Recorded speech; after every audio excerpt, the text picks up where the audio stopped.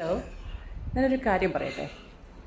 ഇപ്പോൾ നമ്മളുടെ മക്കളുടെയൊക്കെ വിവാഹ ജീവിതം ഒട്ടുമുക്കാലും തകരുന്നതിന് പ്രധാനപ്പെട്ട കാരണം, ഡൈവേഴ്സിൻ്റെ വക്കിലെത്താനുള്ള പ്രധാനപ്പെട്ട കാരണം അവർ തമ്മിലുള്ള പ്രശ്നങ്ങളല്ല.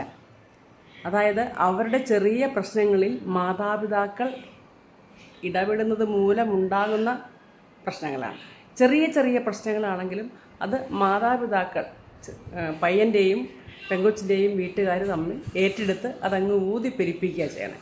എന്നിട്ട് പരിഹാരമില്ലാത്ത രീതിയിലുള്ള അവസ്ഥയാക്കുക.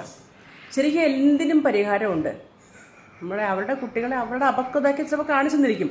അത് അവർ തന്നെ സോൾവ് ചെയ്ത് മുന്നോട്ട് പോയിട്ട് അവർ തന്നെ അവരുടെ ജീവിതം തീരുമാനിക്കും. നമ്മൾ ഇടപെടുമ്പോഴാണ് അത് ഒത്തിരി പ്രശ്നങ്ങളിലേക്ക് മാറുമ്പോൾ. അതുകൊണ്ട് കുട്ടികളുടെ കാര്യത്തിൽ അവർ തന്നെ തീരുമാനമെടുക്കട്ടെ. ഓക്കെ.